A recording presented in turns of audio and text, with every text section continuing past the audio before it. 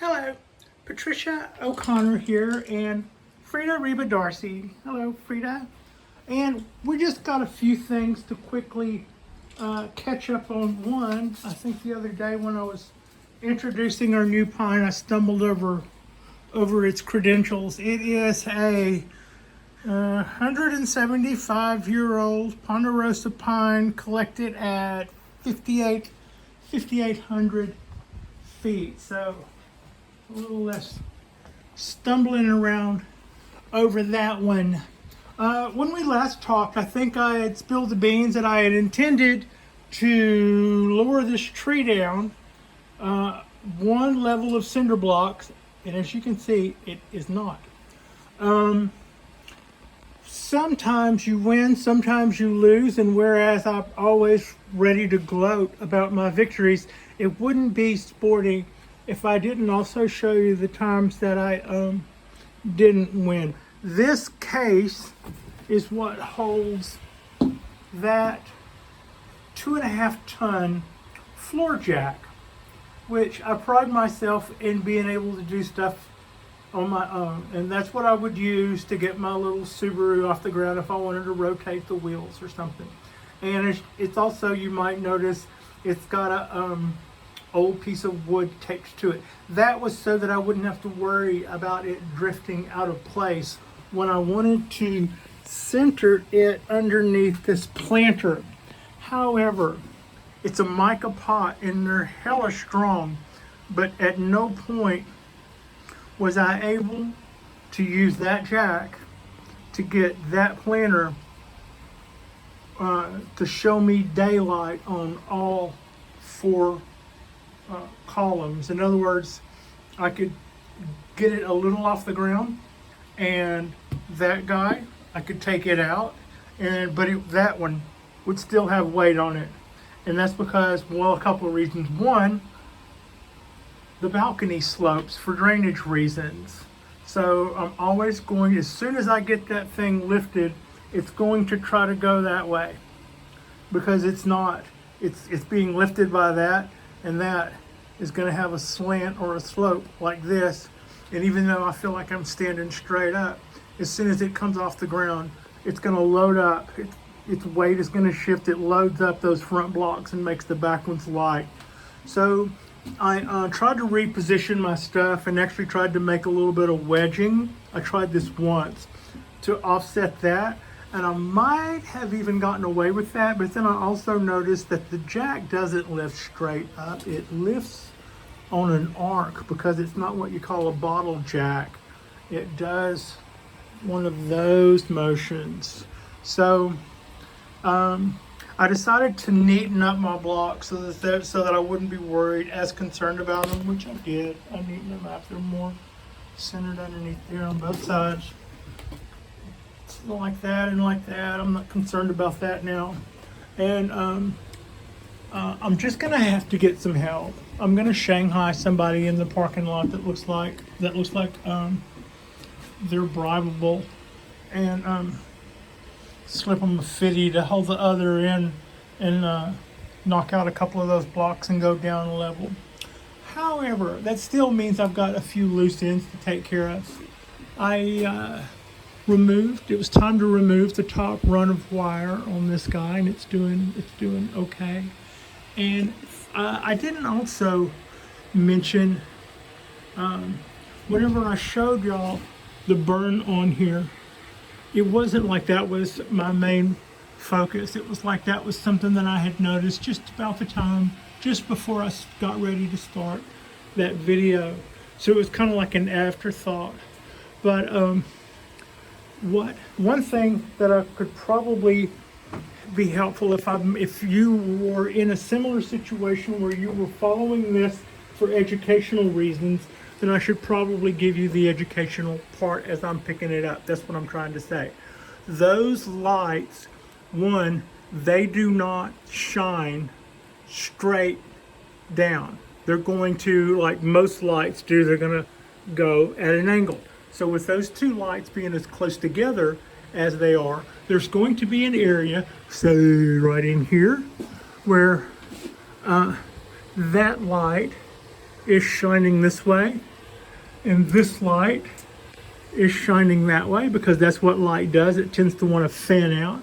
So these areas right here may not be in the direct light, but they're still going to get double of an overlapping amount of light. I don't know if double is not the right word, but an overlapping amount of light from both.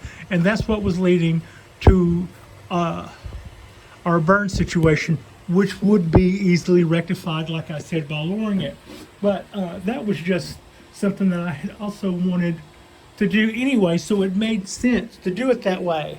What I didn't say was that wasn't the only way to do it.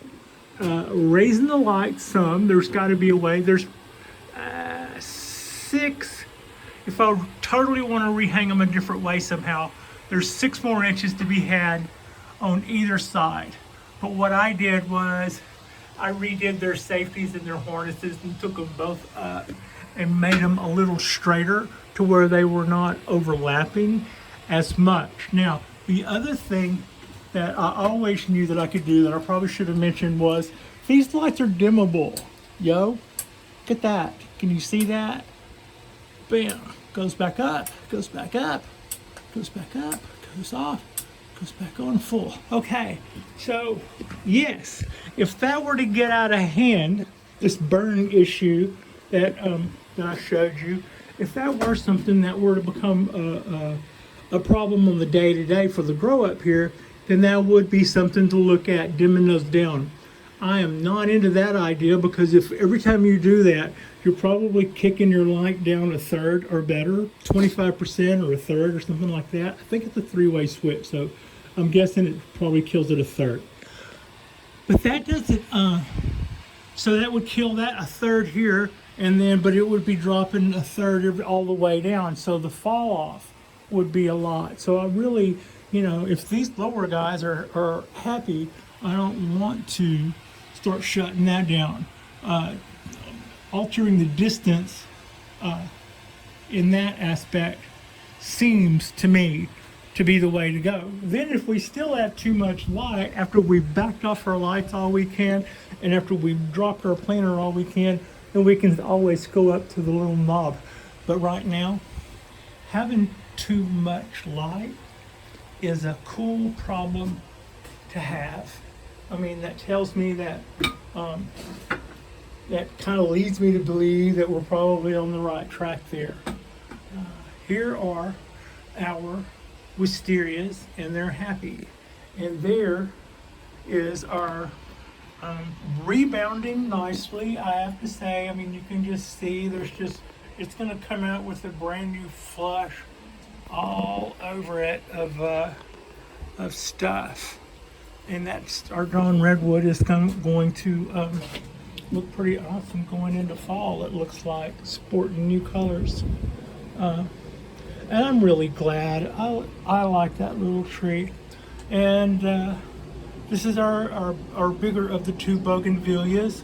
I put a little more wire to it last night, and it's looking really good. It's doing nice. And there's our Koto Hime Maple forest. It's looking a lot better. And here is our coastal oak. It is looking quite a bit better. All the growth on it looks like it's doing really good. And so it's just like, you know, things just keep getting better and better and better. This would be our Japanese black pine, and it is well on the mend. I would say it's probably, it's hard to say, but no, it's not. It's probably half again back to normal, which is not what I was expecting. I didn't know what happens if a needle goes yellow. I didn't know whether or not you got to sport that until it loses them. But they're rebounding. They're coming back. Which I should have known that, because if it was in a box or something, they turn yellow and they come back from that too. And this is our Cork Bark Oak. It is just, it's probably easier to show you guys now all the new stuff that's coming out all over it, and I have every reason to be encouraged. I am only concerned about this. I repotted this tree at the end of the winter, just before it started to bud out. So it's already had that, and it's already had a prune, and then we got attacked with. So I'm worried about how much energy I have taken out of the tree, but it looks like to me, even though the Cork Bark Oak is an evergreen, they do just before fall. We'll do an exchange of leaves. It's just like they'll change them out, and so yeah, that's kind of what I was seeing there. So I'm pretty happy. I'm pretty happy with the amount of energy it's showing me. I'm concerned about the amount of energy I've cost it by repotting it and then letting it come bust right out, and then say, well, that's getting out of hand. I guess I need to prune some of this back. And then we had spider mites that just like almost ravaged it. So at that point, I am a little concerned about our energy loss, but it certainly at the moment seems like it has the energy to spare. Our Boonjin, little show-hen sized cypress tree, twin trunk, is looking really nice right now. It had one of my hairs stuck to it somehow. I'm getting all over everything, I suppose. My little oak tree, I don't know. It's not dying. But it doesn't look happy either. I rescued two at the same time, and so one of them showed me how fast they die if they're not going to take. And this one, I want to see something come out, but I don't see anything busting out. But it is hanging in there. That's the leaves. That bottom big leaf looks pretty happy. A little rusty. My two ponderosas are looking really good. I'm really happy with all kind of stuff that they're doing. This bothers me. I worry about the wind blowing and it banging and it gets here. I'm thinking, no, that won't help. I'm wondering if if I set it up one block higher. I'm not worried about it falling off that block. I am worried about it banging. I was wondering if that would change the angle here, if that would put that like here. That probably wouldn't do much to this angle, because still to have it, I don't know. But that bothers me. I'm gonna figure it's not touching, but I think if it's rocking back and forth, it'll probably bang against that. You know, it's kind of like you never see it, but a year from now you would see where it was damaged or something, and I don't want that. So that is our other little bougainvillea. When that thing does its color, it's going to be I think it's purple really, but it just looks blood red. It is so much of a hard color. I'm really looking forward to seeing it, and I did that just exactly the way you're supposed to. I transplanted that thing in the heat of June and wired it in there, and just like they say, the roots are as fragile as glass, so I tried to leave part of it alone, letting a little bit of soil around the little bit of a root ball protect what was in there, and just kind of held it like a patty cake or something until I got it settled down into the pot and ran a wire down into there to wire it in. And that little pot is crackle finish yellow. Holy smokes. Yeah, I really love that little pot. And I really don't want to tell anybody how much I paid for that little pot. But that crackledy finish evidently is something they take a lot of pride in. And it's one of those Tokiyama deals. It's got the mark and all that, but you know. So yeah, that little guy. That's gonna really be something.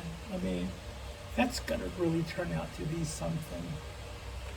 And a bougainvillea. Those are really, you want to know something that's pretty easy to do. Now, I've had bad luck. Let me say that something's really easy, and then my next video, I'll be showing you a dead bougainvillea, like after I've got through going on and on about how great a Dawn Redwood was.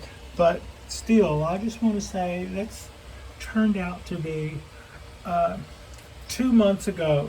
That was in a planter down there where that stain is.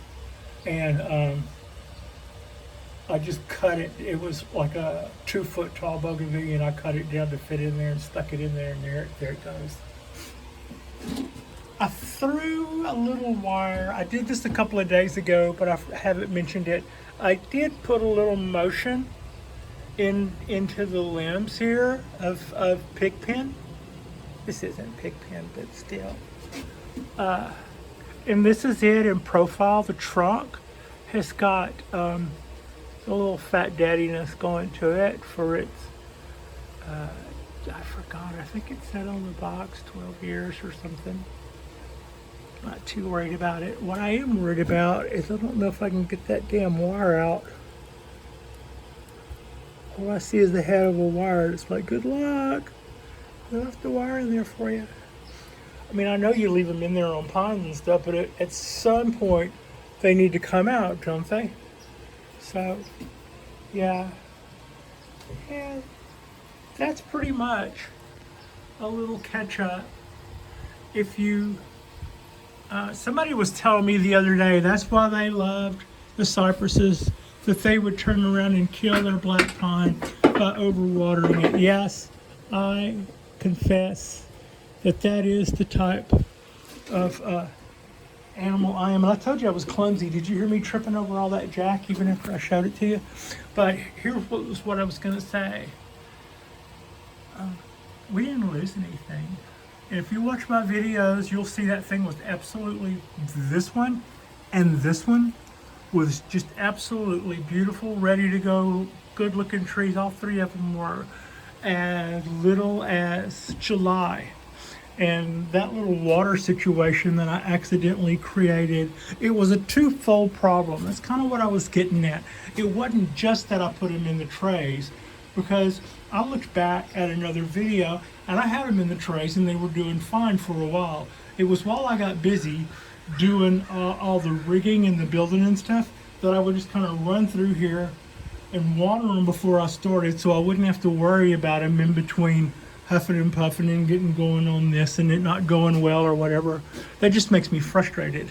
So I wanted to know that I had all that out of the way, and evidently in that process I managed to leave all those trays with a little too much water in them and hadn't really been paying attention. And like I said, with some people you get expert bonsai care, and with me you get some pretty good DIY, and every once in a while you get a don't let this happen to you. But we got away with it. And by got away with it, I mean my beautiful Japanese Cork Bark Black Pine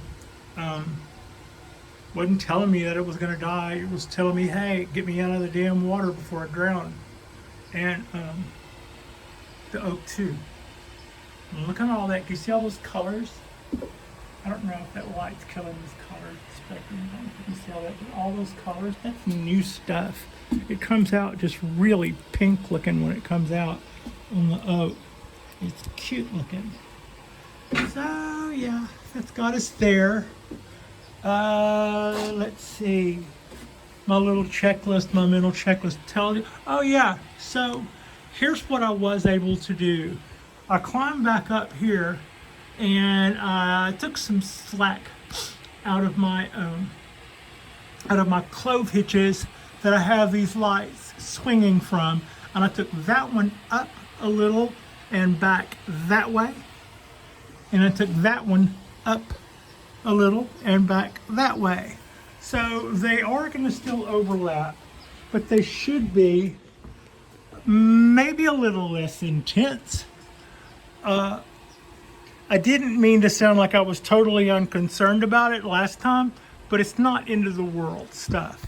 I would a whole lot rather have the problem that I have than to have plants that are wilty and looking like they've been in a closet because they don't have any light on them. I mean, out of all the problems to have, I'll take this one.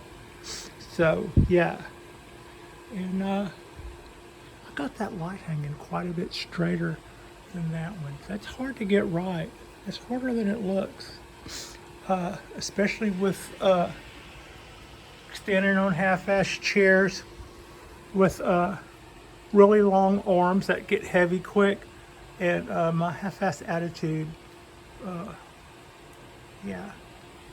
So that's got us there, and just a little parting shot, and then I'll probably clean this mess up. But yeah, that's what we got going on. Oh yeah, those pans. I moved a couple of pans, actually a bunch of pans, directly down underneath that one. That won't cause any of the problems like what we were talking about before, because it's not the tree itself, that pot is not sitting anywhere near it. You can't see what I'm talking about, maybe. Those are, but that will catch the water that comes out of the drain hole that is directly above those pans. And I brought them all because I didn't know what was going to fit in there, and then I thought, well, I'll take a couple of them in and then put a pan inside of a pan and it'll hold more water, I think. Anyway, maybe not. It won't hold more water. It'll hold as much water as the biggest pan. No, because the second biggest pan is taller, but not as wide. Yeah, 2 pans, it maybe would hold more water. Anyway, that's us. And thanks for watching. And like and subscribe. Thanks a lot.